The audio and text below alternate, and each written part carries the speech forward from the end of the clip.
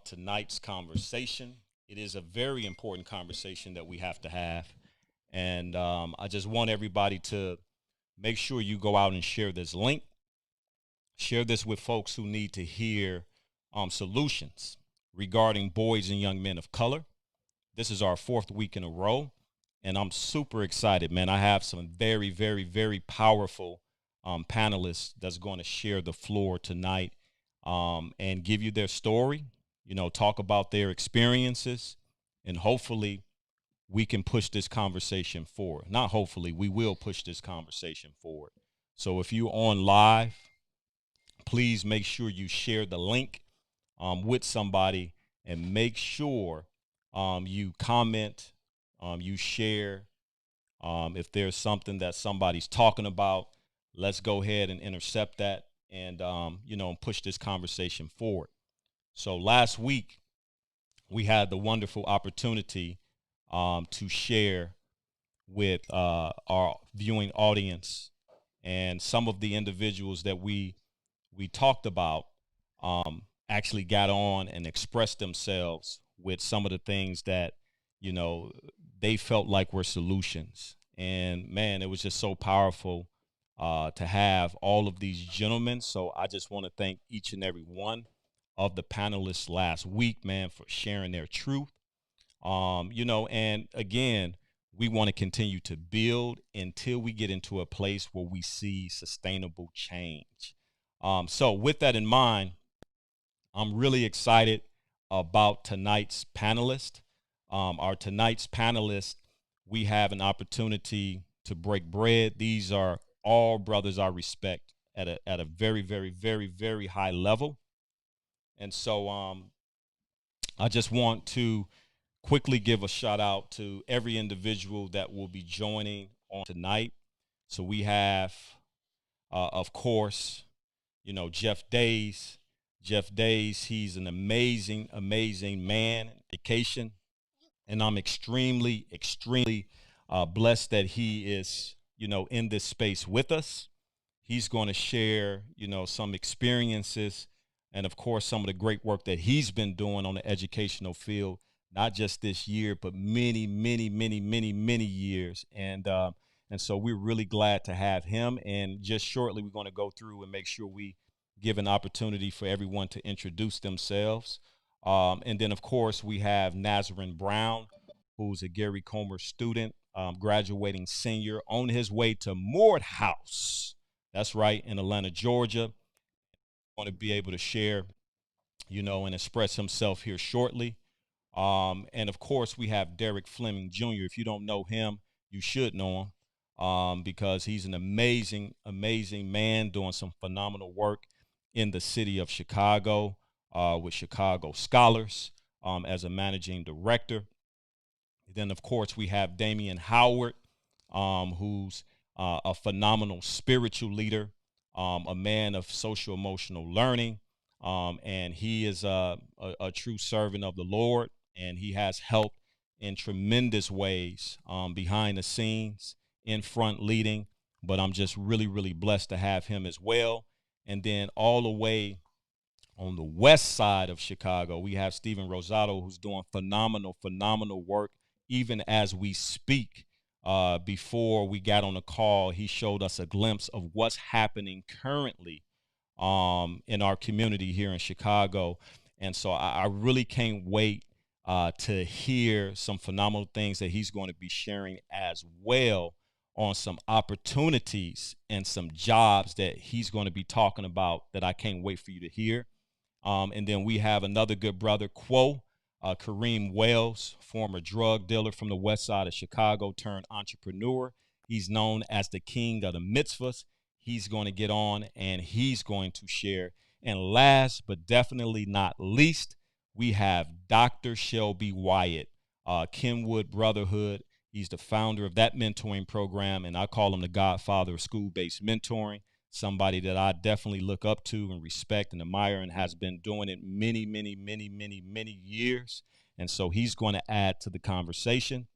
So with that in mind, we're going to shift and bring in our first special guest, Nazarene Brown. He's going to introduce himself. Nazarene, how you doing tonight? I'm fine. How are you? I'm doing well. Why don't you get a chance to introduce yourself to everyone? My name is Nazarene Brown. I was the vice president for Champs Mentoring Program last year.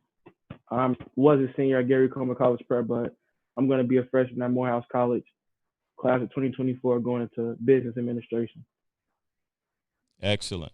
So, can you just tell us a little bit about your experience and what brings you joy and excitement about getting ready to go to college? My experience at Gary Comer really shaped me as a young man because it showed me the importance of brotherhood.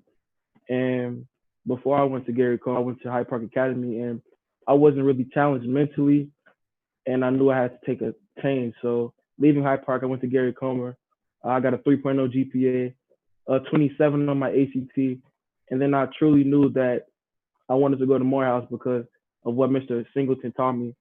During all the stuff that's going on with black men right now, this was the best place I can be myself, and show my blackness and really be of some importance to the world.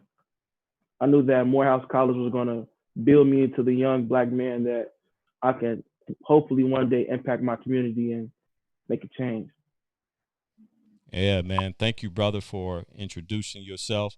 And again, you'll be hearing from all of our guests tonight. I want to pass it off to Brother Jeff Days. If you can come in and introduce yourself, good brother. Yes, sir. First of all, let me say thank you for this opportunity, man. Love all you brothers on this, especially, Von Dale for giving me this opportunity. Thank you for the continuous support as I support you. Jeff Dace, current Assistant Superintendent of Teaching and Learning. I don't get into titles all too much, but I use that title because you don't see a lot of black males in charge of teaching and learning. So I'm proud of that title. Um, Decatur, Illinois. This is my first 23 years in Chicago, Illinois, Chicago Public Schools. Coming up through the ranks, been a teacher, assistant principal, chief of schools, network operations manager. All throughout my years, every year since I've been a teacher, I've done some form of mentoring, which started off as an after-school mentoring program to an element black male mentoring program at Julian High School to 9 years straight. And when I was principal at Coles Elementary in Chicago, Illinois, even when I was high school summit to the student data when I was a network operations manager. This is me. This is my bloodline. So like every day. So this is this man. This has me motivated. In a time, when everything's going on in the world now, you brothers are uplifting my spirit, man. So I'm glad to be on this call tonight. Thanks so much, brother Jeff. I definitely want to, make sure again that people understand that these brothers that's getting on, they have a lot going on in their life. So for them to take the time out to get on and help push this conversation, it means a lot to me to be able to reach out to individuals and say, "Hey, I need your help. I need your support." And they like, we got you. You know what I mean? And I think that's the power of brotherhood. That's the power of unity. That's the power of connection, is that it's not about me. I'm just a vessel. But when I can look to my left, look to my right, and I know my brother's got my side and my back, I'm good. That gives me strength. And I just want to say this has been a very, very emotional week for me personally. Just trying to process so many different things, so many different things. And in the midst of processing, right, you still trying to make sure you take care of your family. You still trying to make sure you take care of yourself, spiritually, emotionally fit. And then you got people pulling on you, calling on you, asking you your opinions on. And we had such a great conversation just yesterday, just about, in being in leadership. People are asking, "Hey, what do you think? How can I help? How can I support?" And oftentimes, it becomes a little tiresome, if I can admit. And so, but again, it gives me great pleasure to have men to help balance that out, and push the same way that I'm pushing. So again, man, thank you, brother Jeff, for everything that you have done, everything that you've been doing, everything that you're going to continue to do in this space. And next, we're going to bring in Derek Fleming. He's going to come in and introduce himself.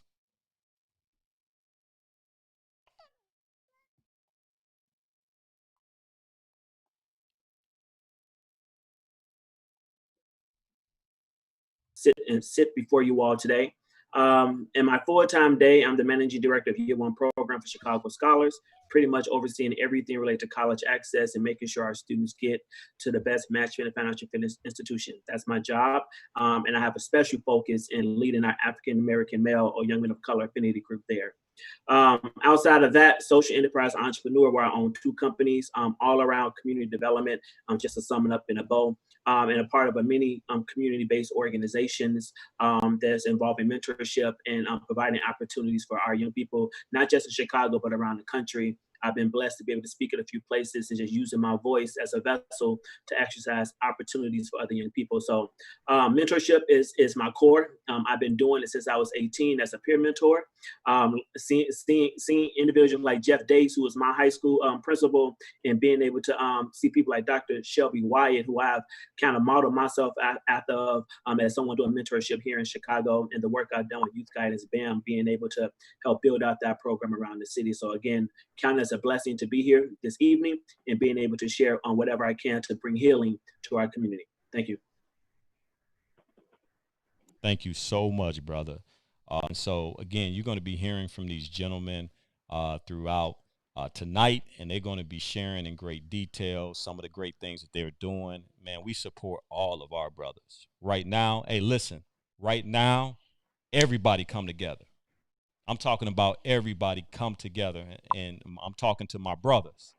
It ain't time to be on no GDs and BDs, the modes, and it ain't time for none of that. It's time for us to come together, sit across the table, right? Unite, think about strategies that we can use, and then begin to organize this thing and get out and start executing at a very high level. And so, man, again, super honored to have Jeff. And, you know, it was just funny, like Jeff was just saying yesterday, man, like I handed that brother his diploma. Jeff, can you just come back on, man, and just share that quick story? Because I think it's a powerful connection here.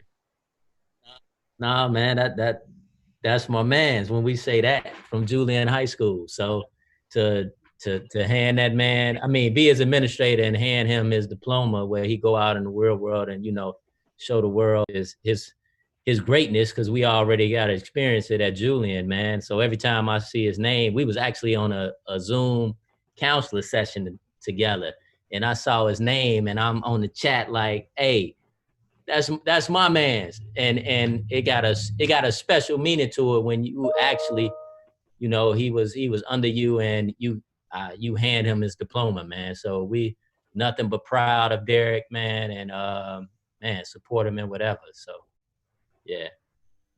Hey, bro. Thanks so much for sharing that, Jeff.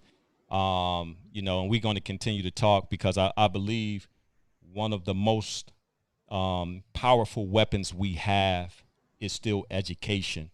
And we talking about formal education, informal education, but it's nothing like an educated black man, brown man. When we get this education and we understand how to use it the appropriate way, whether it's certification, training, degrees, or whatever, but we use it in a way to build up our community, man, we unstoppable. So just to kind of see y'all both, and I didn't know that, but I just knew usually when I'm picking panelists, I feel a thing in my spirit. And so I didn't know that story. So man, that to me is so powerful. All right, and next up we have no stranger. He's been around the Champs program so much, brother Damian Howard. Come on in, good brother. Hey, I'm in this space. What's up, people? What's good, fam? Man, I'm blessed to be in this house. I'm blessed to be here with you, brothers. Man, I can't wait till we get into this conversation. You want me to jump in there with that introduction real fast? No doubt. Hey, so y'all, hey, this your Southside homeboy. born and raised on 7th and 9th near Ashland right now, living in Bronzeville, aka the low end. And really what I lose sleep thinking about and what I care deeply about are things centered around mental health, things centered around social and emotional well-being. And if you just put it another way, just making sure our people good, right? So getting an invitation, getting an opportunity, an open door to come into this space today with the fullness of who I am, y'all. I'm bruh. Just whenever we get into that Q&A session, I'm ready. So again, thanks for allowing me to be in this space. Yes, and I'm gonna try to go to another brother, Steven Rosado. Thanks so much, Damian. We definitely gonna be diving in here shortly. But again, Steven is in the middle of doing some phenomenal work in the city of Chicago. Those of you who heard the rumors around the Latino community and what was taking place in the Pilsen area off Cicero and various things of that nature, he's right in the middle of bringing some real reconciliation. So Steve, if you available, if you can jump on real quick, man, and let the people know who you are and what you're doing. Yeah, no, I'm available. I'm here. I'm with y'all. If it gets a little loud behind me, that's just because I'm over here. Right now, I'll show you. We just left from Lincoln Park High School, and we are all the way on the west side. We just passed Van Buren on Ogden. So we are marching, and there were still about 5,000 deep, I'd say, right now. Wow. And so my name is Steven Rosado. Thank you really for having me on, Vondell, creating this space and this platform for folks to be together, for men to come together and talk, share our experience, and really continue to build community. I want to honor you for that. Also, I want to, just give you a birthday shout out because I realized your birthday passed earlier in the week. Yeah. I noticed that I was like, man, I never said, we just been in the midst, and I hope in the midst of all this, you took the time to reflect and appreciate and have gratitude and love for, another rotation around the sun and hopefully many more because we need you. Steven Rosado, I'm the Chief of Engagement and Strategy for Praxis Institute, which is a startup social impact firm that I'm part of with a couple friends. And really that title just is a way to allow me to do the things that I love to do, which is, I shared yesterday when we talked, I need to be out in the street as much as I need to be designing strategy and building capacity in people. It's just what I am. As much as I need to be out, or as much as we need to, build systems and structure for our young people and really get them on these pathways to support them all the way through and do it in a holistic way that's centered around development and all the assets that we can bring into them. And as much as we need to build our collective capacity, develop our collective capacity, right, to heal, and our collective capacity to love, I also just feel like just my soul is, out here with people, where the people that I need to be at. And so we're out here right now, but I'm around. I can hear everything perfectly, and I'm really just grateful for the opportunity to talk to y'all. And just for clarification, can you let everybody know live right now, where are you, brother? Right now, I am on Ogden, and we just passed Wolcott. We're in front of the county hospital, in front of Stroger. We started at Lincoln Park High School, so north side, Halsted and Armitage, went all the way down Halsted, cut it west down Chicago Avenue, then hit Milwaukee, went back southeast, and then cut through the West Loop, kind of zigzag until we got to Whitney Young. Right before we got on this line, like I showed y'all, National Guard outside of our high school, Whitney Young. Outside of our high schools, guarding the high school was the police. What were the police in? Riot gear. This is a peaceful protest. No one's out here doing anything. We're just out here calling for justice, and these cops are out here in their riot gear. The National Guard is guarding the school. We got to really think about what that says, what the message that says to our community. And we've now veered onto Ogden. We're coming up. Again, we passed in the Cook County Soldier Hospital right now. I don't know where we're going towards, to be honest. I just, I had to fall back a little from the group to be able to hear more clearly. And the group's like 5 blocks ahead of me, and there's still probably 2 or 3 blocks behind me. I found a little spot in the middle. Hey, man, be safe out there. We appreciate the reconciliation work that you're doing. And later on, you'll be able to tell us about some amazing opportunities that we're going to share with everybody. So I appreciate you, Steve. Thank you. Appreciate y'all. All right. And, of course, speaking of West Side, I got my brother Kareem Wells. Quo, he's in. Why don't you introduce yourself, good brother? What's up, everybody? It's Kareem Cole Wells. I'm a Level Next music recording artist. I'm an entrepreneur. I'm the owner of Flow Entertainment. Most importantly, I'm a Black man, a human being, and someone who cares about building bridges throughout the different communities. I care about uplifting people and just genuinely doing what's right. Doing what's right. That's who I am. Bro, you are what I believe the epitome of overcoming obstacles. When I see you, when I think of you, I'm saying, if this brother, knowing you, knowing your story, can overcome obstacles, no one has an excuse. Because Facts. all the stuff that you've been through, and for you to be here engaged and at a high level, giving back the way that you do, is so powerful. So we're going to be coming back to Quo, and he's going to be sharing some of the great work that he's doing with us. All right, brother, Dr. Shelby Wyatt, the godfather of school-based mentoring. He's in, y'all. Come on in, Dr. Wyatt. Introduce yourself, good brother.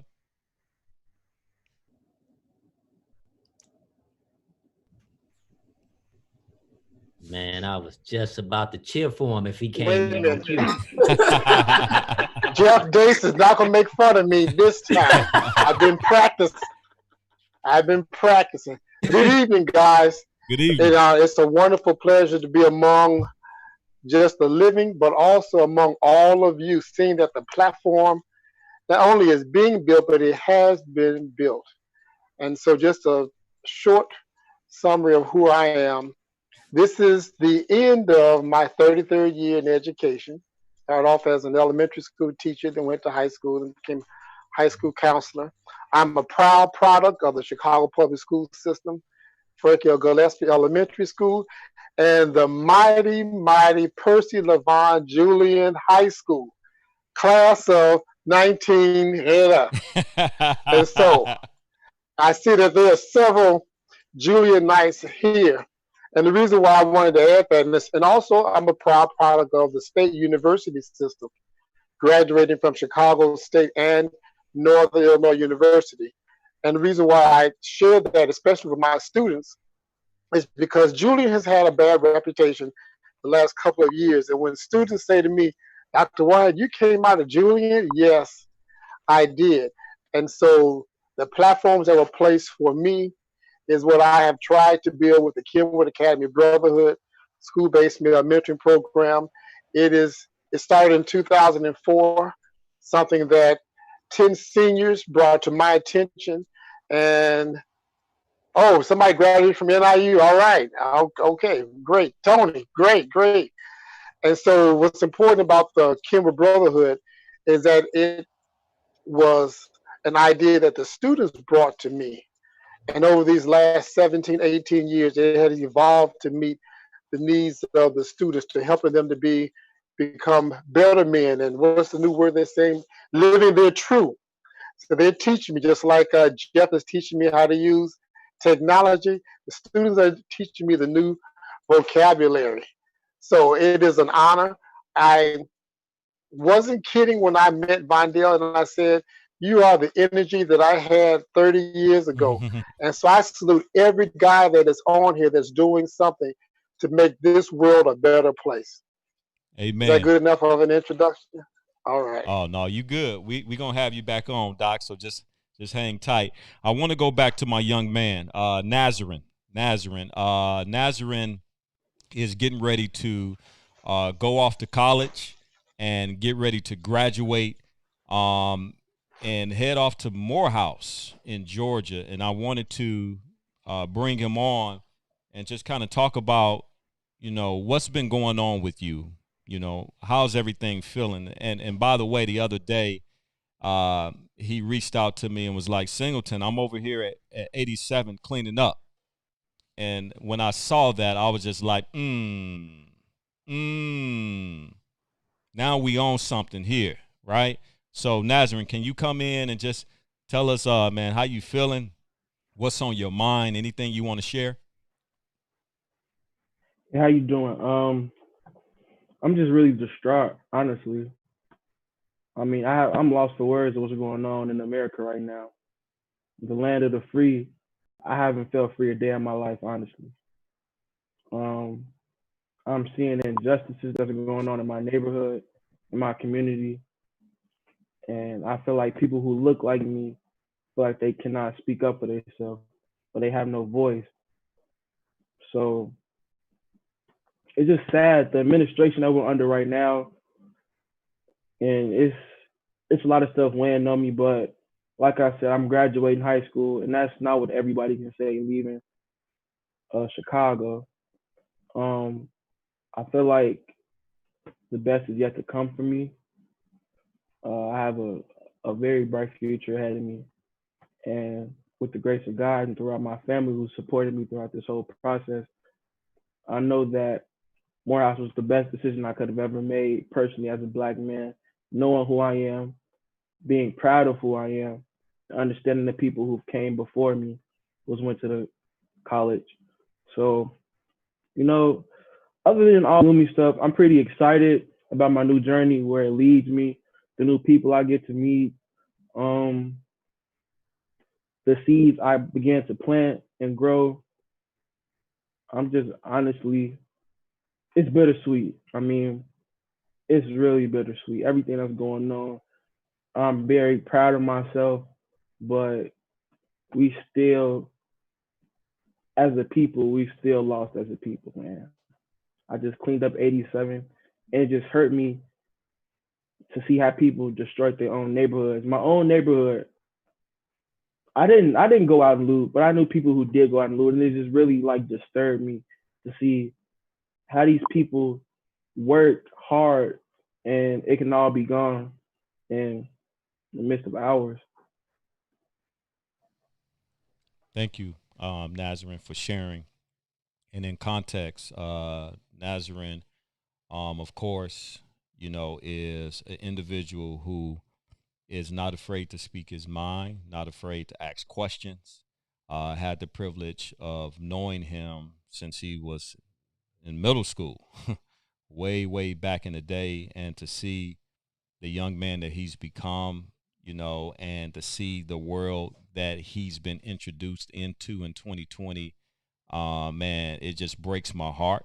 But at the same time, you are the hope, you are my inspiration, knowing that you going out, reaching your dreams, no one Appreciate can it. stop that. No one can block it. You have a power about yourself. You're a hard worker, and you demonstrated that in the classroom and even outside the classroom, with your leadership. On the football field, leading, encouraging, working hard.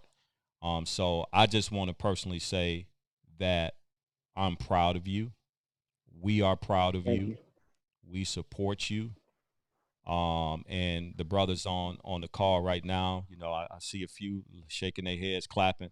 And so, man, look, anything that you need in the immediate to kind of help with the transition, of course, we will continue to be here for you. So I want you to stay on. Thank you. And I want to go over to Jeff. Jeff Days has worked like countless years with boys and young men of color. I had the privilege to attend a couple of his mentoring sessions, the books and ball sessions over the years, man, and just to see the love that Jeff exudes through his leadership is just absolutely incredible. And just watching him when he was a principal of the school and how he was able to kind of just cater in his cadence with the young man and the staff. It was just like you knew he didn't have to be anybody that he wasn't. But it was just like, man, you can tell that they had somebody that loved and cared for them unconditionally. So, Jeff, if you can just kind of talk a little bit about just the impact that you've made as an educator, and specifically a black male educator. And not just that, but all the way to the top of being a superintendent. If you can just kind of share your story a little bit more. Yeah, I don't like, telling my own story. I always tell people, hey, you can't toot your own horn. What will other people say about you? But the impact that I think I've made is basically, man, giving people hope, giving all kids hope. And I just, think of the kids that want to give up after I'll give you an example. Think of a kid that wants to give up after a failing grade. So I share the statistics with them. Like 2% of teachers are Black males. 8% of principals are Black males. So when I'm in front of them, I'm like, you gonna give up because you got a 59% or lower? Man, please get back in that classroom and focus and do better. And I've been a teacher, AP, principal, plenty of titles, but assistant superintendent, and again, single digits, 8.6 of superintendents of color. Only 3% are Black males. So, that's my Black males in education with a single digit slayers. So when you come to me and talk about things are not possible, we can't do this, we can't do that. Nah, I'm living proof that, hey, about single digits and I've made it and I'm still here. So, and I'm still, striving. And basically, man, I didn't grow up with a silver spoon, but at the end of the day, I had my dad, and my dad wasn't in the home, but my dad still took care of me, my uncles. So I had good Black males in my life that was there for me. And I know the impact that it can have. I almost failed third grade, man. I almost failed third grade, but now I'm overhauling departments and districts. So at the end of the day, man, hey, anything's possible. So I just try to keep that positive platform. A lot of people don't want to go into education, but I share my story, man. I've been all around the country. I've been international travel off of education. So it's all about what you do with it, man. Like I always say, like a lot of people are out here. Yeah, they living. They got life, but they not living. I'm living this. Come on. At the end of the day, man, I could die today, and I guarantee you, the people that know me, the people that love me and care about me, they gonna say he enjoyed life. So at the end of the day, man, I work hard, I'm gonna play hard, and I'm gonna enjoy this because I'm a man of faith, and ain't nothing promised. So when I wake up, I'm gonna give my all and the fullest to that. And that's why I really appreciated being on the sound check yesterday with you brothers, man. I think Quo said it, and he was like, yo, my spirit has been crushed about what's been going on in the nation. And it was just uplifting to hear that it wasn't just me. And I text my man today and was like, man, I think I've been semi-depressed. And he was like, me too. So, as Black men, a lot of times we hold that in. That's right. So I just put it out there, and I have real conversations with my kids. Like, look, you can't do this, you can't act like this, you gotta be able to switch it up from the streets and the school. So I think that's the most impact that I've had. They see that I'm down to earth. And at the end of the day, man, one of the most things that I'm proud of, you said that in the intro, I ain't had to change, and I'm not changing. I am who I am. I'm Black. I love my people. And at the end of the day, I'm a strive. I love all kids, but some policies and stuff got to change, man. They got to change. That's why, during this, it was like, don't come to me in this moment.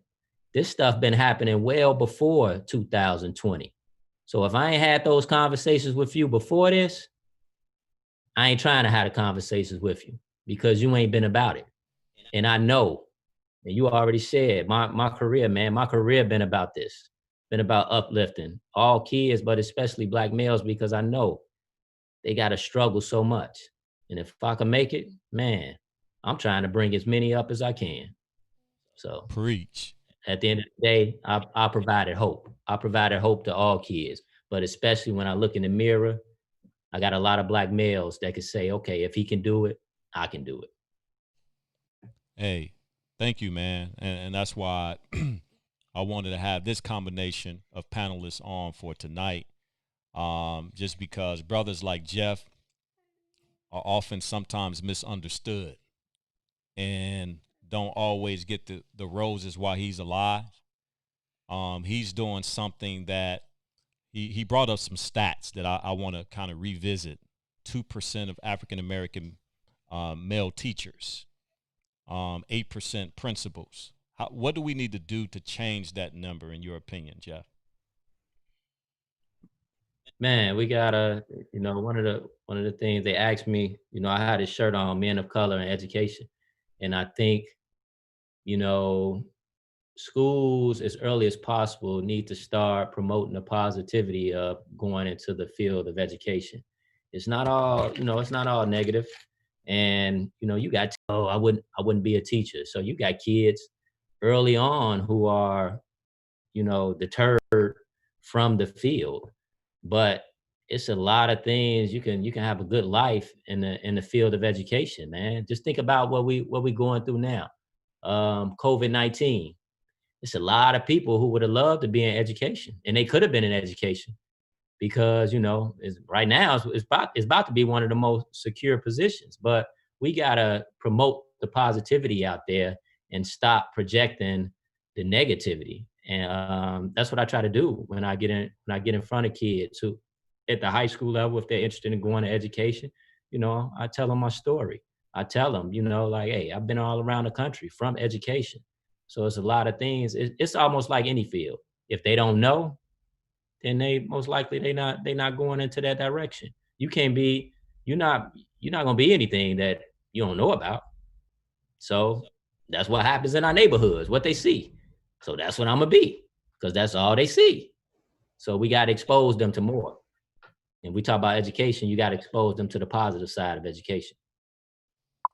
Facts. Brother Derek, man, this brother, what can I say about Derek? Chicago Scholars, Derek the Gent, he speaks, he empowers, he mentors, he coaches. But this brother, Jeff Days, was your assistant principal when you were a student.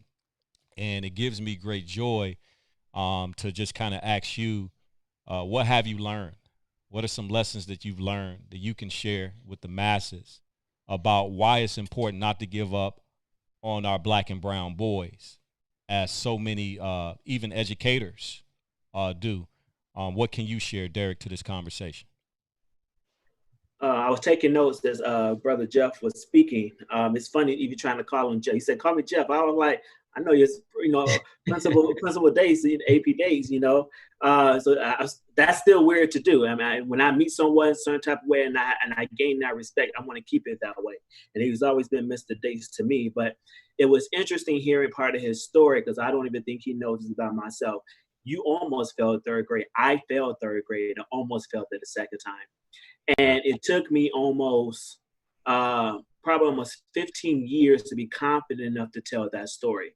And I remember back in 2017, I was invited to be a guest speaker at one of the Noble schools on the South Side.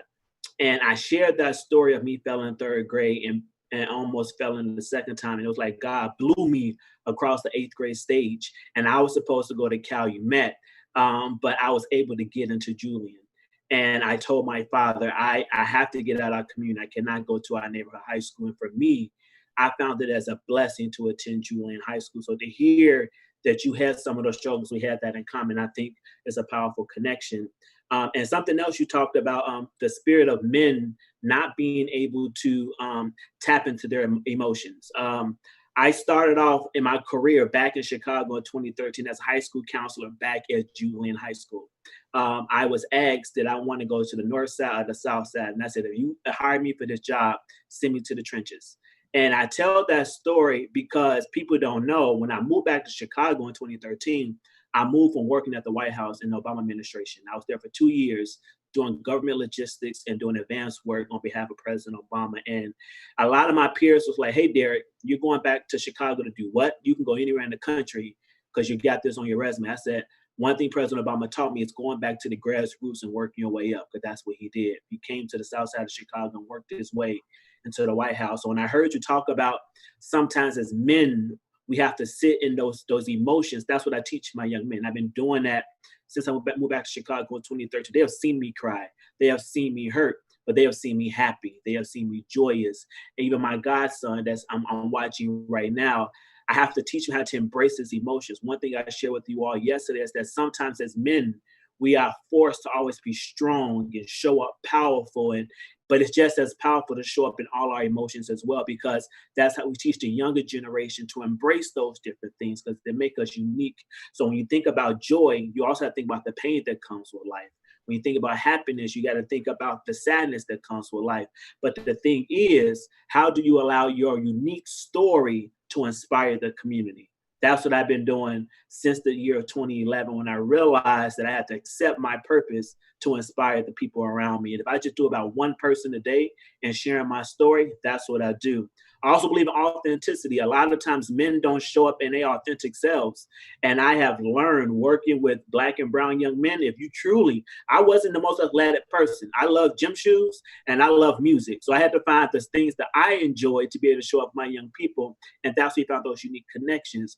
But people don't realize when you think about Black and brown young men, you have to think about the power of your own unique story to find those connections, and the power of authenticity. If you truly want to see the change in your community, you got to show up as your authentic self and allow the community around you to embrace your authentic self and all of your identities.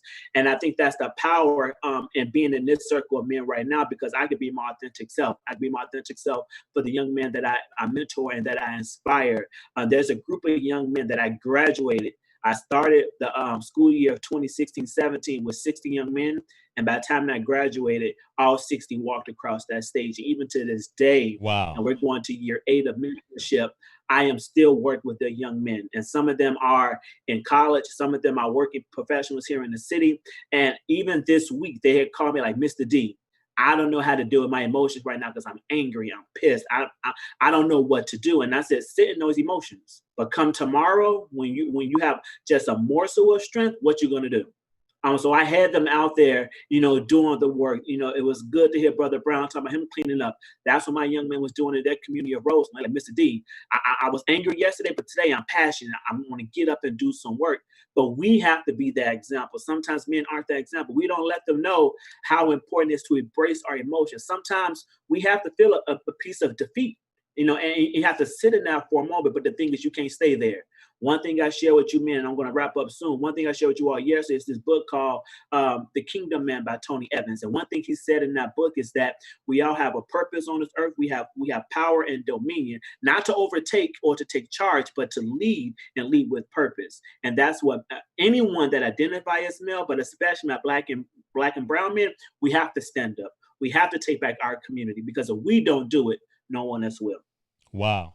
Hey, listen, everybody. So we have a question coming in from Facebook, and the question is this: what about the disrespect that the youth has displayed toward the police, and how can we help them understand the importance of protesting peacefully?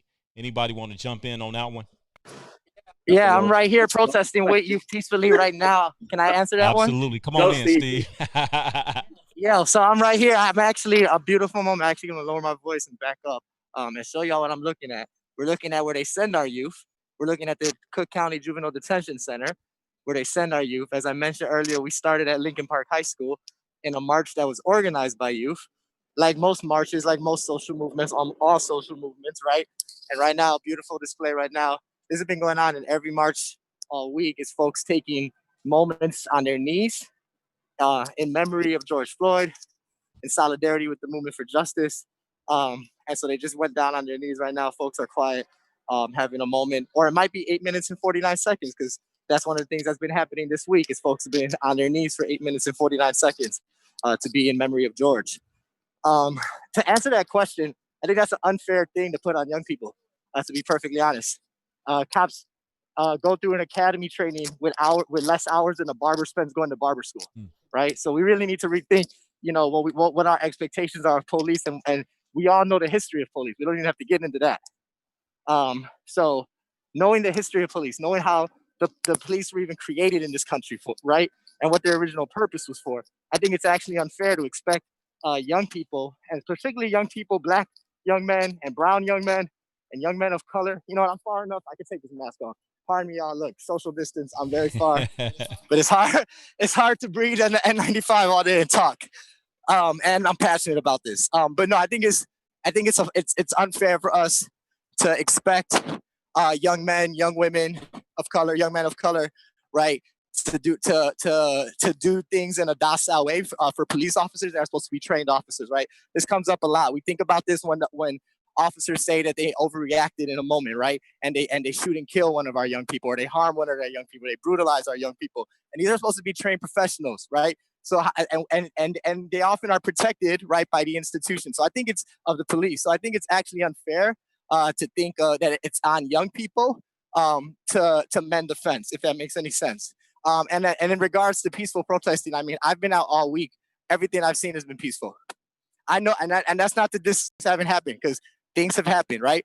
But what I've seen, I've been out all week.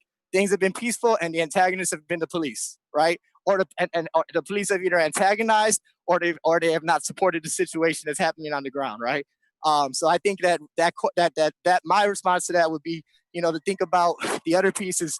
I think it was Jeff Dace, brother Dace, who spoke about the policy piece, and I think Vondale gave you one of the greatest compliments ever. He said that you're someone who's going to be long after you're, be much more appreciated long after you're gone, right? I mean, that to me, when I heard that, I was like, damn.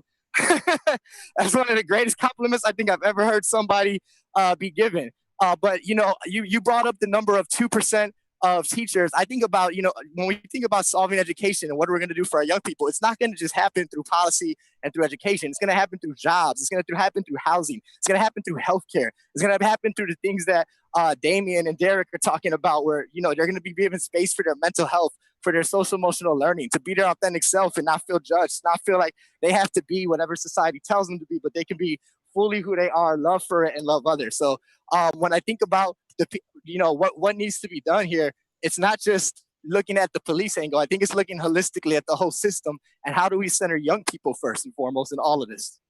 Hey, look, right on. Boom, boom. Yeah. And look, he's on the front lines, guys, taking out his time to give truth to a conversation because of the importance of what we're dealing with. We're talking about boys and young men of color, right? And so it's easy to sit back and criticize something that you're not close to and familiar with. So I want to get Damien involved in this conversation as well, because for the month of May, Damien been doing some phenomenal work with social emotional learning and mental health. So I want Damien to come on and just share with everybody, man, what do we need to do? What do folks need to do to better support boys and young men of color? Yeah, a great question. I think the best thing I can do with my limited time that I have with you all today is to share a story. In 2011, I was a youth pastor of a church on the south side of Chicago.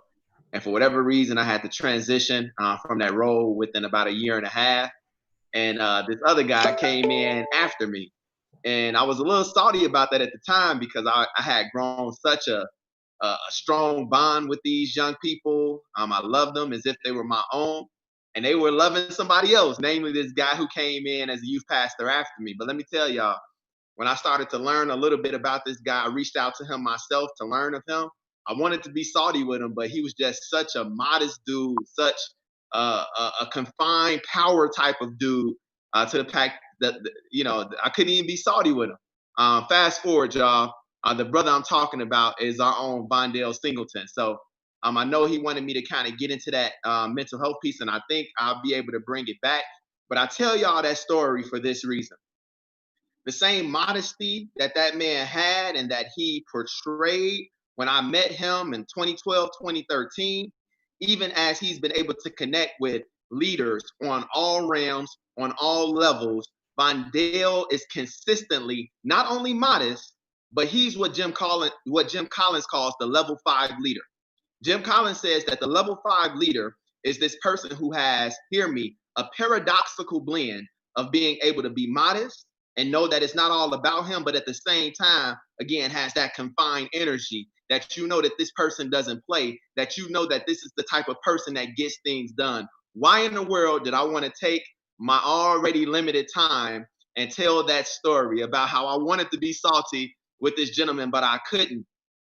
Because I just need every viewer under the sound of my voice to understand when we talk about what we need during this time, when we talk about what are some of the solutions and or what is the solution to help us in this season, hear me, here it is. We need definitive, effective, modest, but also powerful leadership. I started with that story about Vondale Singleton because, brother, I'm not just saluting you because I'm on your platform. I'm saluting you because I mean every word that I'm about to say right now. Vondale, y'all, is a leader par excellence. If y'all are watching this movement and following what this man is trying to do in this season, Vondale can be chilling with his young man, with his son. He can be somewhere parlaying with his wife. But instead, Vondale is taking so much time to do these town hall meetings, to make sure that the podcast is popping off right. And he's doing all these things, again, balancing modesty with definitive, decisive leadership. And we're going to miss it if in this moment we don't understand that Vondale is giving us an example of what leadership should and could be. And when you talk about what can we do, what are the solutions, that's it, Vondale. We need to be raising ourselves up to live into the truth of who God made us to be and our own spheres of influence as leaders. Now, here's the question. How do you do that? How does that become? Well, you got to find models like the Vondale Singletons of the world who embody and personify what Jim Collins calls the level 5 leader. And we need to be modest and humble enough. I don't care if it's teenagers. I don't care if you're as old as me. I don't care if you're older than me. We need to find those models and be able to model our lives and learn from these exemplary figures that God has allowed to bless us with in the here and now, and or people who came in the historical past, and build ourselves up, man, build our character, build our emotional intelligence. That is the way we impact positive change in the world. So I just wanted to really salute you, King, because again, you are the personification of the question that you just asked me. How do we come about that type of change? Well, we need to get models, Vondale, and all of what you're about in your life is a sacrificial offering for the world to show us a model of leadership. And when we ascribe to said model, we're all the better for that. So I just wanted to celebrate that, bro. It came to my heart. There's so many other things I could say, but I felt like I needed to tell that story right there. Hey, You know what? Can I jump in for a second? Just a quick second, Vondale. You don't mind, do you? not at all. Go for it, bro. I'll jump in for a second. To the brother that was talking about, he's out there.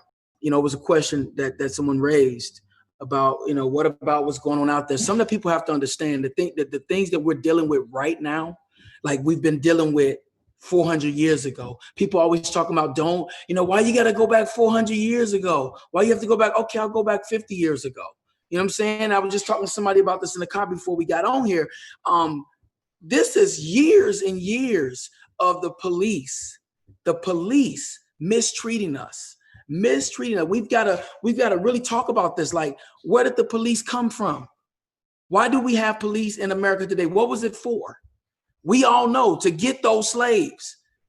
And then here today in 2020, we have in our community, in Black communities, we have white cops who don't know the culture, don't know the people. They went to white schools, white family, white friends, white neighborhood, and now we're sending them into our communities to police us when they can't even speak the language we speak, even if it's broken English, even if we say finna.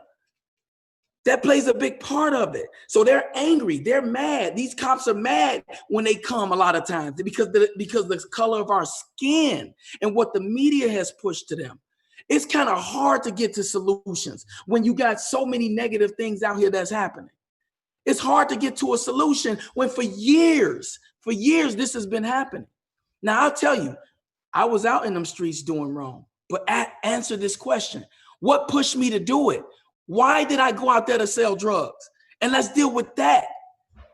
You can say, well, you have opportunity. You know, I hear a lot of people say, well, you have opportunities. You have opportunities. Yeah, but it took me forever to get to them. because it wasn't none in my neighborhood. So I can say by the grace of God, I was able to get out of the situation I was in because the drug dealer, the big drug dealer that taught me how to do it, he believed in me and said, no, man, it's not for you. So he was my superhero, but to the rest of the world, he was considered a criminal. But he saved my life. So we have those role models in the streets. We can't overlook them because they made some bad decisions, but we were forced to make a lot of those decisions because lack of opportunity. And now here we are in 2020, we're asking about these, right? These, you know what, peaceful protests. We're asking about this rebellion, right? We're asking, why are they burning stuff up? And listen, I've been out there with my flag. I've been out there too. And I was out there for a peaceful protest. I was out there for that, but there's some people that are living on the West Side right now that feel like I have to do this because I ain't got nothing else. And if I can't have it, can't nobody have it. When we asked peacefully, when it was asked peacefully, man, Martin Luther King was so peaceful. Though the brothers and sisters before us were taking hits to the jaw, hanging from the tree, bombing schools with little girls and boys in them. All of these things was happening. And we didn't go out there with no 9mm and put it to white people's head. We wasn't like so angry that we would have just killed everybody and we went out and actually did it. We took a different approach and we still had knees on our neck with a peaceful approach. And I'm with the peaceful approach. I got friends who are not with the peaceful approach and I can't force them not to make that decision. They have a choice to make just like I do because I want to be someone who shares positivity. Right? But now here we go. This happens. COVID, right? We talk about this whole COVID thing.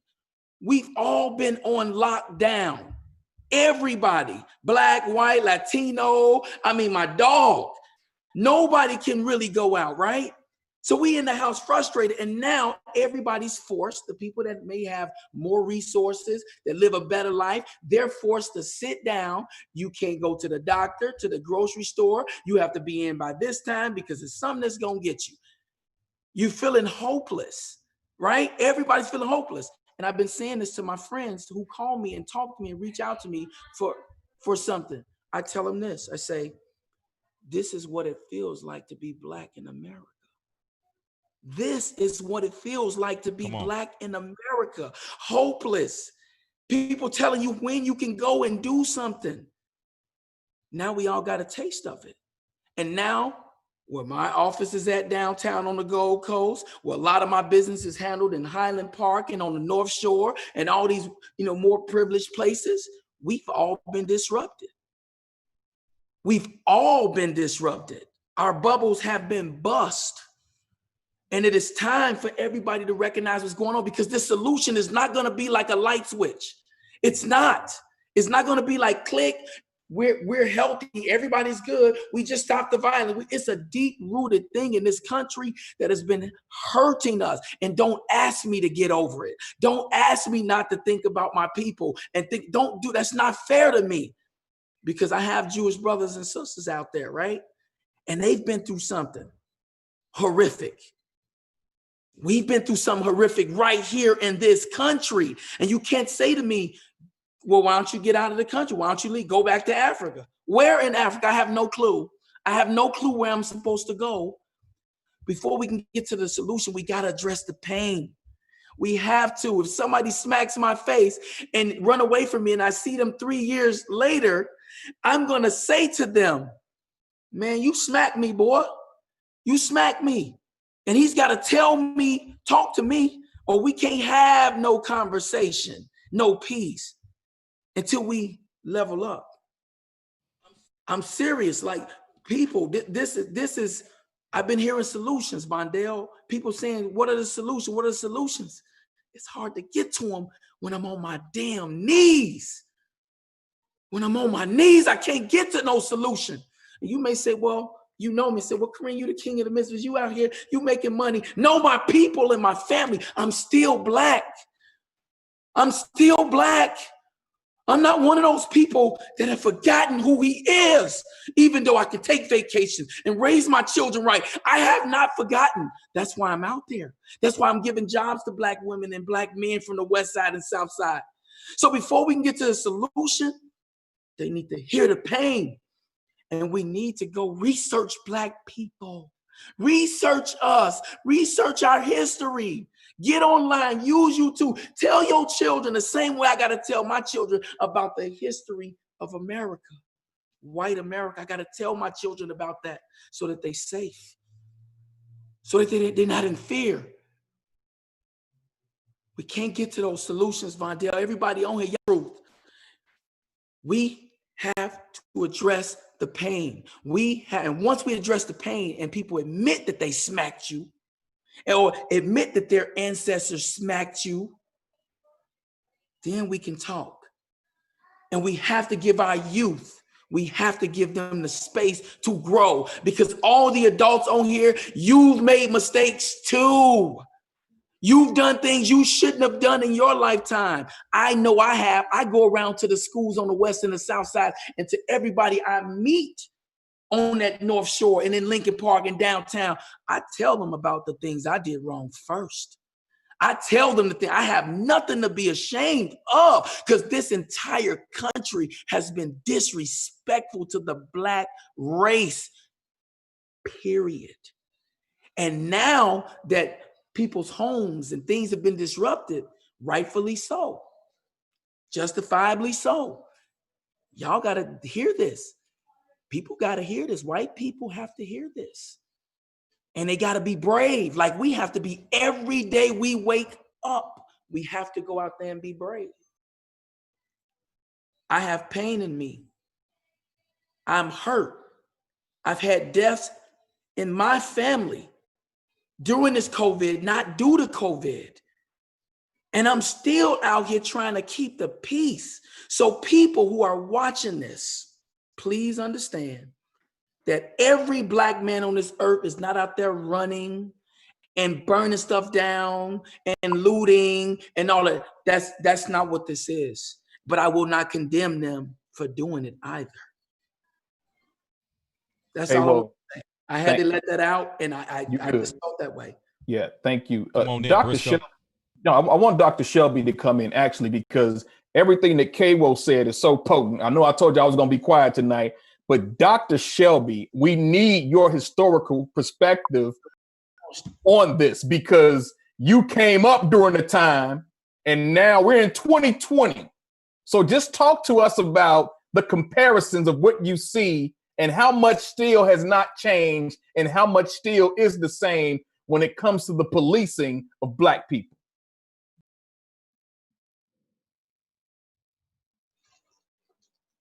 Am I on? Yes, sir.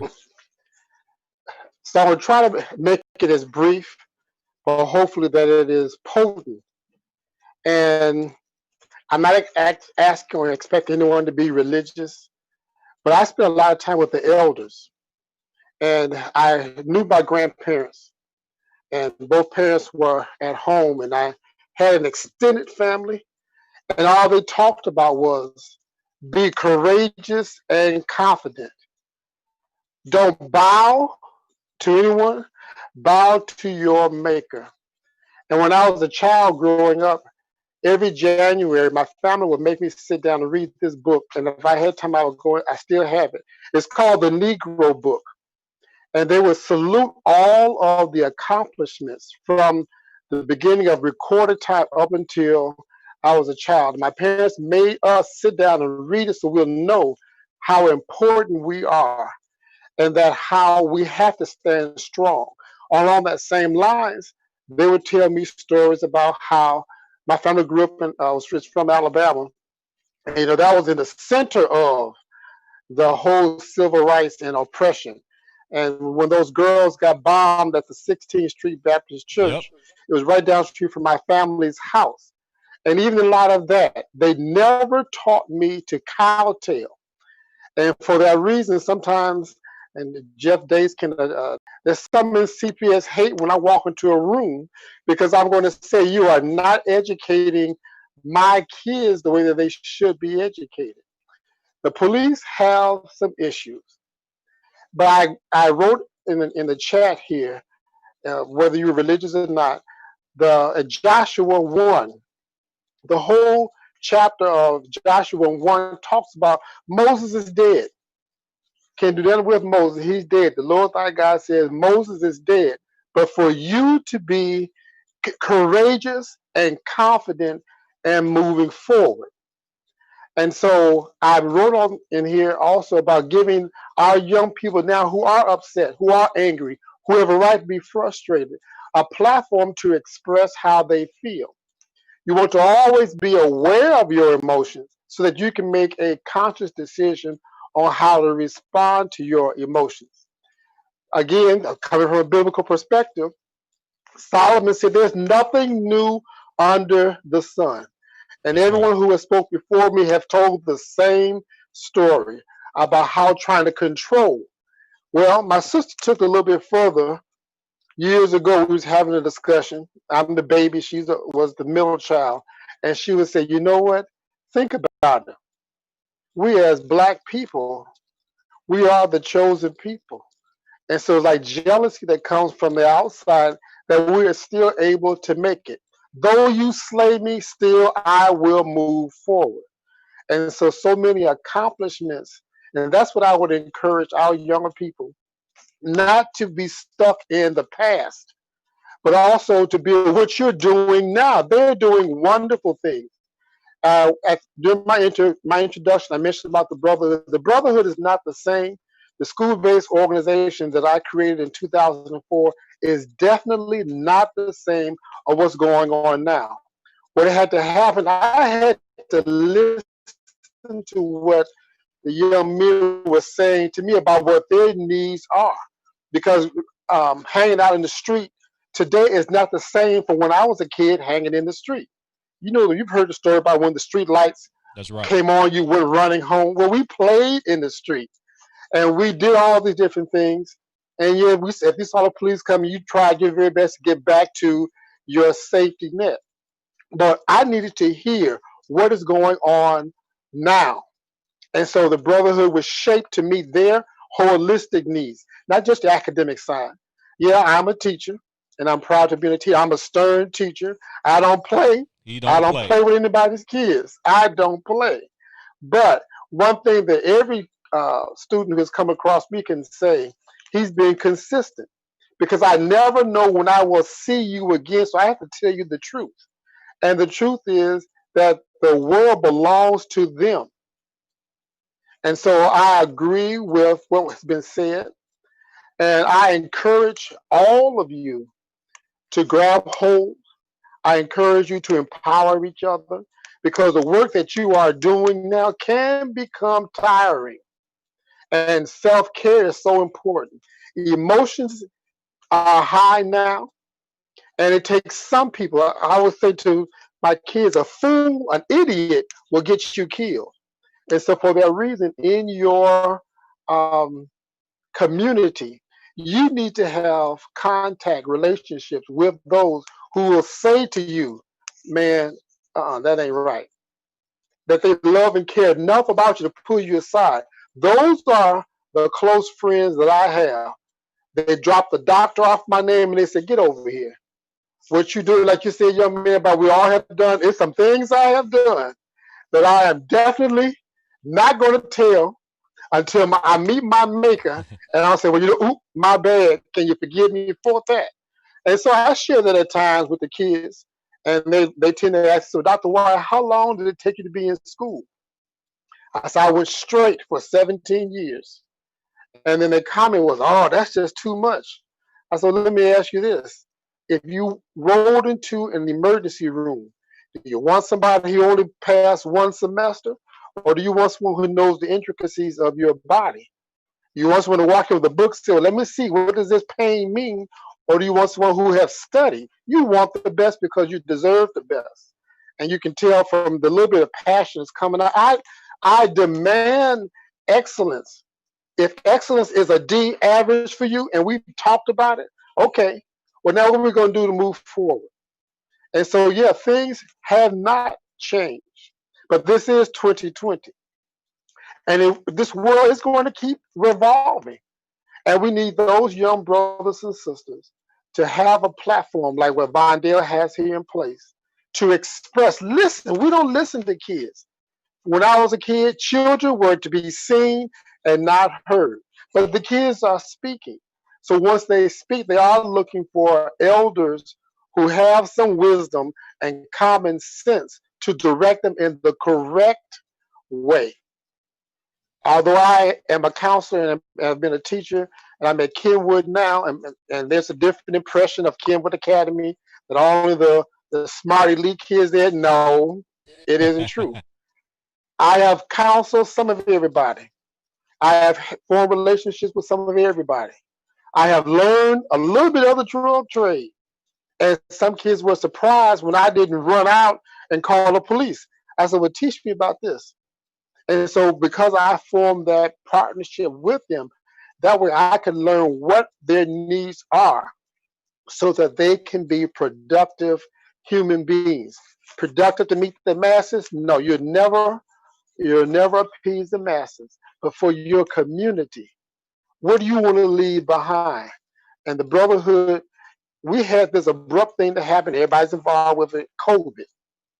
And I'm like, well, that's the end of the brotherhood because we're so used to meeting face to face, going to school every day. And yeah, somebody mentioned about being depressed about this whole thing, being on lockdown. Yeah, I fell into suit. But guess what these guys did without asking me? What? That's what I guess and say what. But anyway, because yes, I am behind with technology. But that's their whole life is technology. They continued with brotherhood. They set up the chats and they were checking in on each other. When I found out about it, weeks had passed. So that said that the platform of forming this positive relationship where they could be themselves and express themselves and listen to each other had been put into place. And I think that might be a solution in finding out, allowing the platform, allow them to speak and to exercise, and then together forming a solution. Now, I hope that answered the question that he asked for. Hey, You thanks, know, when you Briscoe, get to for be coming 33 in. years of education, you just kind of just ramble on. That's what old people do. We just ramble on, and you're supposed to wheel us back on to the task. Hey, Doc, So you did I answer good. the question? You good, man. Am I good, You can take Reverend? as much time as you Okay. want, but I do have a question that just came in from Yes. YouTube that I want to put on the screen. And I want to see who has some insight on this. As Kareem said, this won't be fixed by flipping a switch. It is so systemic. What is the baby step to start unraveling the system? What are the micro steps to undo the system that is in place? Anybody can jump in.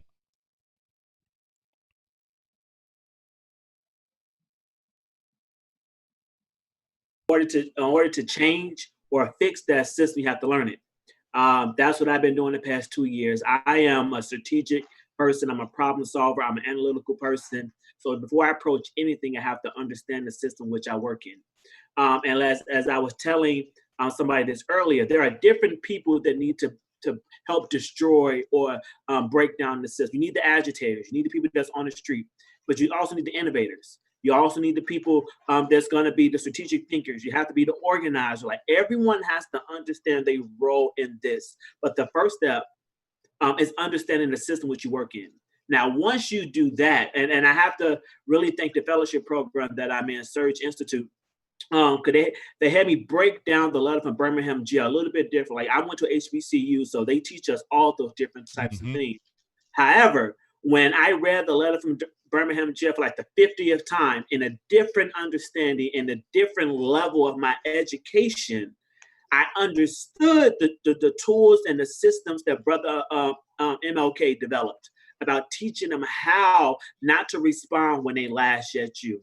Thinking about the long-term goal in order to break down the solution. What we're dealing with right now is centuries old. It ain't 10 years old. It didn't just happen yet. Like, this is centuries old. So in order to break down a century-old systemic issue, you have to understand it. And then you have to figure out how to slowly infiltrate it. And this is where we as a Black and brown community suffer. because we're not as connected together as we should be. In order to overturn this systematic oppression that's filled with white supremacy, all the isms, starts with first understanding and figure out how you're going to infiltrate, place people in position. In Chicago, we think about our Black politicians. I believe every Black politician in Chicago start off with a good heart. But in the midst of trying to get to that seat of power, some of them had to sacrifice some things, and they sacrificed a little too much, and then had to appease the people to help them get into that seat, which then moved them away for what the work they wanted to do. That's the main reason I would never run for political office, and I have been tapped quite a few times. And I'm like, because I'm like, in Chicago, I can't speak for everything around the country. I know in Chicago, and I have some colleagues that I respect as politicians. However, for some of them, they lost their way along the way.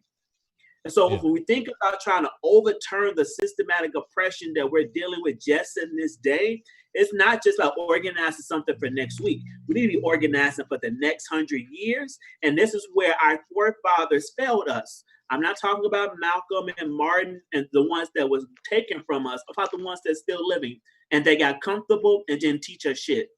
And just allow us to exist.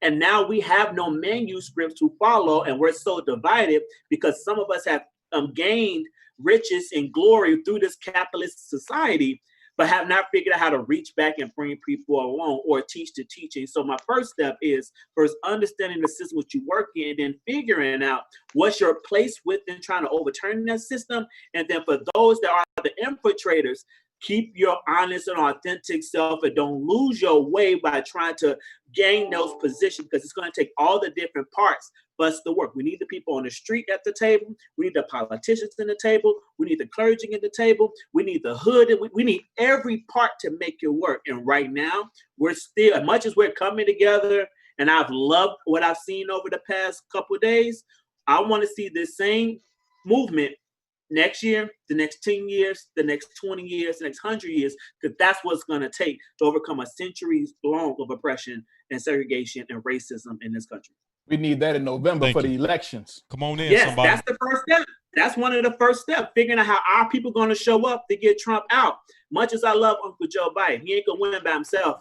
He ain't strong enough to take out Trump by himself. So he has to figure out how he's going to use the foot soldiers on the ground. A lot of us on this phone, on this call, figuring out how we can galvanize, like Brother Stephen doing out there with the young people, galvanize and bring them together to figure out how to get them to the polls come November. And then once we change that seat, the following year, how do we make sure we get them to show up for the local elections? And then once we overturn that, then we can start figuring out the other pieces through education, through housing, all the things Brother Stephen talked about.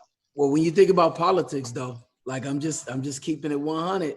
We talking about West Side, we talking about the hood, we talking about guys that are like, man, these politicians only come around when when November come. I ain't voting for nobody. So let's really think about that. There's a lot of people out there like that, y'all. There's right. Like you can, because a lot of people didn't have a Dr. Shelby. A lot of people didn't have Dr. Shelby. You know what I mean, Doctor? We didn't have you. So They're probably glad. So who are we gonna have to get us to understand that we do need to really go vote? What are we gonna do? Can I jump in just to add just a tidbit? I am so excited to hear someone say that we need to teach. If I may add to that, I'm not talking about formal school. I'm not talking about a schoolroom. If you have any elders in your family, there were times where the elders sat at the feet of each other and discuss how we are going to do this, that, and the other. And so that's informal. And sometimes we don't give a whole lot of credence to the sophistication of informal education. Teach people where they are. You are a citizen. I need to teach you where you are. I'm not saying come into this meeting all the time. I got to meet you where you are. Yes. And then we can move forward. Many people, I use my granddaddy. He lived to be 97 years old from rural Alabama. I don't even know what grade he finished, but every day in his elder years, he read the newspaper. He could hold a conversation about anything. But those group of men, when I was a kid, you had to get to the age of maybe 13 before they allowed you to come into their conversation as they were making plans. The number two is Fear, I'm sorry for getting excited. I Come am on, just so sorry. I don't think I've been come this on, excited in a Reverend. long time. But fear keeps us from moving forward. That's why I mentioned about Joshua being courageous and confident and moving forward. That has to come out when you're talking to whomever. And yeah, my granddad always said an idiot will get you killed. Some of these politicians, yes, they don't show up until the time for it, until the election. Then call them on it. Go knocking on their door and say, hey, wait a minute. I haven't seen or heard from you. Those, I'm not trying to say you should be a rebel rouser, but you decide to be this politician. Call them on. Don't lie to me. Two things don't do to me. Don't lie to me and don't steal from me. And if I have elected to put you in this position to represent me, and I find out that you are lying and that you are stealing from me, I need to tell you, you are a liar and you are a thief. Come on. You don't have my vote. I don't care if it's Biden or Trump or whomever. And if I have to write my own name in, if I have to write Malcolm X on the ballot, then I might do that. But I'm gonna be courageous and confident. Okay, no, I didn't. I'm a diabetic. I just ate. I just ate a big old thing of these new M&Ms. So forgive me. I'm Blame it on them charged up. I haven't had M&Ms. any water. Hey, let me do this because I want to hear some other voices. And we way over time. It's overtime, but it's important conversation. But I want to go back to Nazarene, and I just want you guys to kind of just share out, what are your thoughts, final thoughts, and then I'll close us out. Final thoughts, anything that you want to say. Take about 30 seconds to a minute, starting with Nazarene Brown. Oh, I'm just thankful for this conversation. I've been taking down notes this entire time, and it just opened me up to more open. It just opened me up to more things in my community, and everything that everyone is saying is really enlightening me, and I'm gonna take that with me for the rest of my years, and I'm gonna from like all you guys impact me, you guys motivate me, and you guys are my mentors. Everybody in who said something to me. I just want to thank you guys. I'm really appreciative, and like I said, from what this conversation is giving to me, I'm going to give this to other people.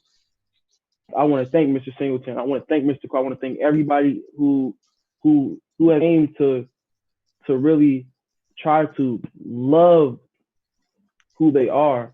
I feel like everybody in this conversation are proud of who they are, and they actually care enough to actually talk in this conversation because they want to spark a change. And we're nothing without change, and I just want to say I'm thankful for everybody. Thank you, Nazarene. Brother Jeff? Man, I would say start with the end in mind. What desired results do you want? And then start mapping out your plan of how to meet that. A lot of times we just throw things out there and then we don't plan to meet it. And what I've heard is stay consistent. This can't just last in the month of May or the month of June. Who's going to be consistent after this and keeping this up for our community and make sure we make bold and systemic change? We got to be consistent, man, or it's just a rubber band effect. It's going to snap right back and we're going to see the same thing. And we can't do that. Thanks, brother. Brother Derek? I just want to give you all three things to support boys and men of color right now. If it's a son, a nephew, a mentee, I want to give you three things, and this is what I've been telling anyone that's allowed me to speak around young people. First, engage them. If you've been engaged with them before COVID hit, before the world has blew up again, continue to engage them, meet them where they are, let them know that you're still going to be present and you still are present. Second, some type of social emotional learning. I know this is Brother Howard's secret sauce, but think about that mindfulness or that emotional intelligence. You're not going to be able to teach them all the things around mental health right now. But what you can teach them is how to acknowledge their emotions and then figure out how to use them to empower them. Those are two things you can do right now because everyone's hurting. And the last thing is self-advocacy training. You have to teach them how to ask for the things they need right now. So again, continue to engage them, some type of social emotional teaching, either mindfulness or emotional intelligence, and then self-advocacy training. Teach them how to activate their voice and their power so they can know what to ask for versus being scared. Powerful. Thank you, brother. Brother Damien. All day. So yesterday we spoke of the fact that right now the African American male voice has a unique power. And not only does the African American male voice has a unique power, the African American male voice is uniquely needed right now in this season, without any type of qualms or reservations. Like, the Black male voice is needed right now. So with that being said, there's an onus and responsibility to what I said earlier to raise up as leaders. But what I want to say with my little closing remark right now is that we really got to count the cost. Y'all in here talking about coming against a system that has benefited people and been concretized over centuries. That is not easy stuff. You got to understand that the system has been concretized as it is intentionally for a reason, to benefit a group. So with that being said, I just hope that we count the cost. And I hope that, I think it was Brother Rosado or some other said it earlier, that, man, we figure out how to mobilize and come together so that we can sharpen our voice, so that we can sharpen our tools, because this thing ain't gonna be easy, right? And I want to say that because I don't want people to give up as soon as you have the first type of thing that comes against you that's hard, or the first type of thing that comes against you that makes it feel like, man, this thing gonna take a little bit more than I expected. Yeah, let's count the cost on the front end. Let's mobilize, let's galvanize, and let's get it done together. Beautiful. Brother Steve. Hey, what's going on, y'all? What's happening, baby? You know, we ended marching and we headed back to the car. We were like 8 miles away from the car. We mutual aid though, we got a ride. So my response, or my call that I really want to talk about actually, is we have an immediate need right now for people to participate in the healing of the city, right? Those of us who are hurting need to help heal others and heal ourselves. And in particular, we really need our men to step up, right? We always lean on the women to do the work, the women to organize, the women to heal, the women to do that work. And we really need our men to step up and step into this healing work and creating the space for young men, for themselves as well, and for their own families and communities to heal. And with that, you know, I sent you something earlier, Vondale. We have a call to action, myself and my colleague, my partner, Terrence Pruitt.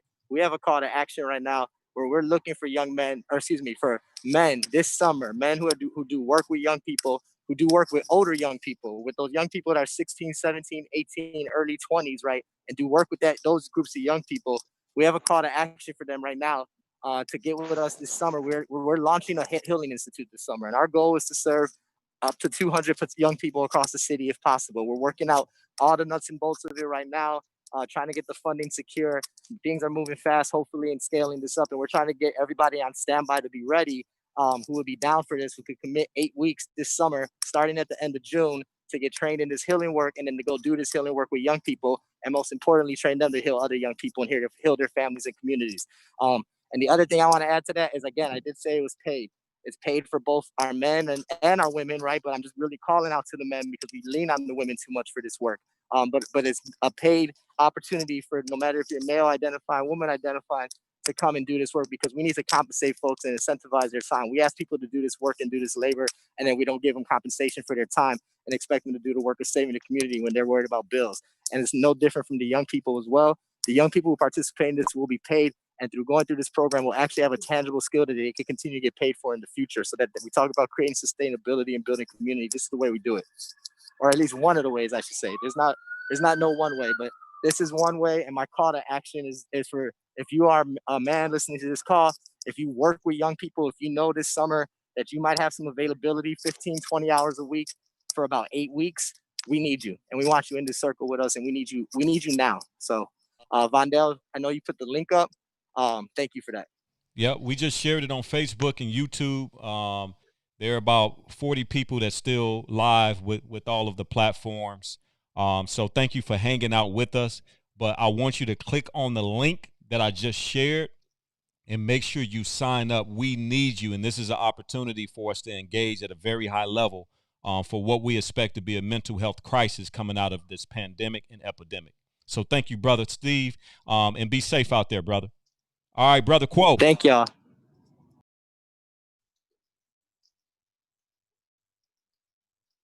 Quo, you still muted. Yeah, I hear me. My bad. That was my bad. Yeah, we I got was you. just listening to what the brother Stephen was saying. For me, it is to build bridges, to join in the Black community, to join and build bridges throughout the Black community. When you have people who went to school, who are Black, who went to school to be lawyers and teachers, and because I'm a high school dropout, right? I got my GED, right? I didn't get the formal education. So to all of the Black people out there, you have to use your resources. If you have someone that may be book smart, right? That went through all the things, they worked hard and did those things, you got to use them. You've got to reach out to your resources. We got to unify. If you don't know something, ask someone that does, and you use that so that you can become better. So when the doctor said, come as you are, accept them as you are, people accepted me for who I was, and I saw what I could get. My boy Chief, who was a drug dealer on the West Side, believed in me and he pushed me, right? So he took me as I was. And I went to that East Bank Club and I bust those tables and I start seeing all these lawyers and Michael Jordan, all these different people in here. And wait a minute, I want this. So I started working harder and harder, and I used my natural ability, and that was to never give up. Never, whether you went to Harvard, Howard, wherever, just never give up to reach your goals. Never. That's how I got where I was. It wasn't because I was taller, cute. It wasn't because of any of those things. Faith, family, friends, finance, fun, we all can have it. And we all have to use that to get where we're trying to go. So I'm on some real dream big, never give up, and always give back until the day I die. And be righteous, right? Fight for us, fight for us, fight for us. We have to do it. There's no excuses. I make no excuse, but I don't point the finger either. I point the finger here. I pointed inward. What didn't I do? What can I do and do better? It's time, y'all. We are here. Like I said yesterday, we're here. We are here. We are here. Let's get it. And to all the white people out there, if you believe in Black people, like believe in the culture, if you believe in who we are, I want some accomplices. I don't want no allies. I want accomplices. People who are, that's what it is. But I need it from my Black people first, from people who look like me first. Yes, sir. That's why it's important. That's why it's important that the media and all these outlets show the positive Black men, positive Black women who are doing things to uplift the community. Before this COVID, we were doing it. 10 years ago, some of us were doing it. We've got to promote it and put it out there, because the truth is, if you got white kids out in the suburbs, all they seeing is YouTube of kids doing things a certain way. They're going to believe that all people that look like that, that's what they do. We've got to put a better image of us out there. We're here, people. We are here. Black people are here. I'm no longer invisible. I used to feel invisible. I'm no longer invisible. And it's not because I got money. And it's not because I got a house. It's because I see that there's opportunity out there for me. Yes. And people see who I am. They say, that is a man. That's a man right there. Some people may say that's a Black man. Depends on who you're talking to. Depends on who you're talking to. But you see that I exist. This police brutality, y'all, and I just want to end mine on this. People, don't make excuses. Don't make excuses for hate. Don't make excuses for racism. Don't make any excuse. Do the research on it. The word racism, it does exist. The hatred toward Black people does exist. You got to witness it firsthand, but you got to witness it with Martin Luther King. You got to witness it with Rodney King. No more excuses. Gloves are off. The dress is up. We're all naked. We are out here, butt naked, everybody. So let's fight. Let's fight the fight because our grandkids, kids are going to see this freedom. And to all my white people out there, you're going to have the freedom too because now you don't have to carry the burden of what your ancestors did. Come on. That is the truth. Come on. So let's come together. Let's spread love. Let's spread unity. Let's spread peace. And anybody listening that feels that all of this may be making you feel uncomfortable, I'm uncomfortable every day I wake up and go outside. I don't care where I'm going. Facts. That is the truth. I just deal with it. And I find my peace within my spirit. So come on. My call to action is spirits, stand up. We're all spirits first. Then we're human. Then we color. But because of the wicked ways of the way things go in this world, we see color first. We don't even know how to feel from the spirit. And I believe that, man, because my spirit got me here. Because I didn't have the education to run businesses. I just tapped into all the people I knew. A guy by the name of Ivan Dupay is a mentor. He's a positive Black man, God-fearing, who was the top jingle house in the country. I attached on to him. Chief, I attached on to him. And they inspired me. They inspired me, man. And we got to inspire each other. We have to. We cannot give up. We cannot. I refuse to give up even during the roughest hours of my life. I refuse to give up. And I know everybody on here feel the exact same way because I've seen some of y'all eyes as we on here. I feel your pain. I felt the exact thing you felt when you saw George Floyd leave this earth. I felt it at that exact same moment. And white people felt it too. And Asian and Chinese and Indians. The whole world felt it. So ain't no denying it now. There's no denying it. When the COVID happened, they sending out checks and all of that. Well, they're going to need to send some checks out for all of this that's happening right now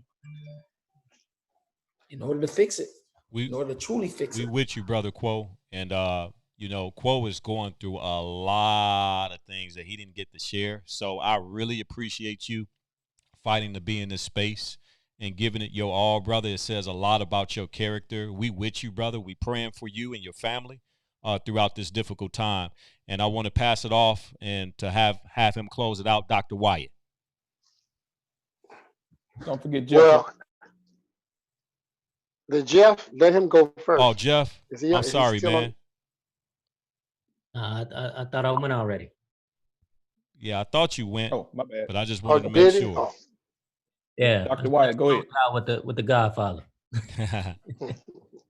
Well, everything has been said, and I concur with everything. And I think my role as the elder, as the pseudo Godfather, is to encourage everyone who is listening and to empower.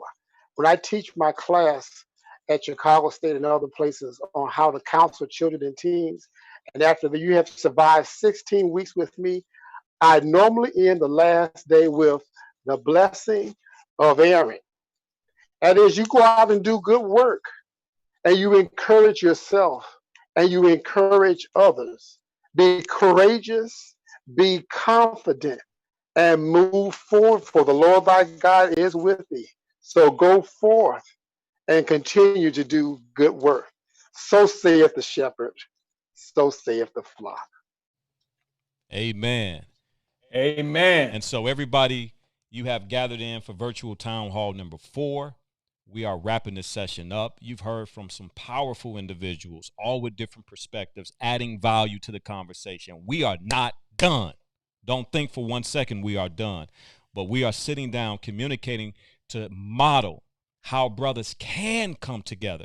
Because at the end of the day, they don't want us to be able to be in a space where we bring in healing. We're the only ones that I believe that can truly heal each other. And I believe in the power of God. I went to a charismatic university in Pentecostalism and Protestant and you name it. But at the end of the day, the world has stopped because a black man, right, tipping over of all the centuries of the oppression, the depression, right? And now it's our time to say, you know what? cut, time out. Everybody want to talk about the black man except for the black man. The media, they want to write and talk about us, right? Everybody have something to say. And so when we get into the space and we have dialogue and we able to push each other in this space, man, we are unstoppable. So to any brother that's out there that's hurting, confused, depressed, discouraged, I feel you.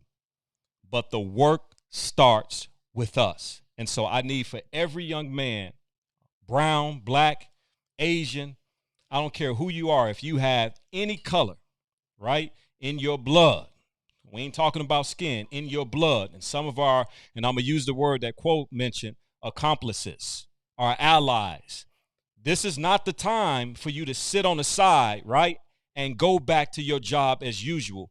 I'm going to tell you the real apology that we need outside of justice, right? We need reparations. It's time for the wealth of the wicked to be laid up for the just. So donate to a nonprofit. That'll show me that you rocking with us. I don't want to hear you doing great work and clap for me. We need for you to prove it. And so I just want to thank all of the panelists tonight.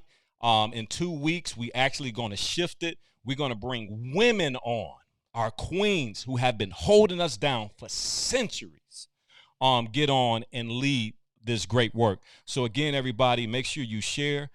Make sure you keep this dialogue going. You conversate, you learn. And I just want to thank everybody for giving their time tonight. God bless.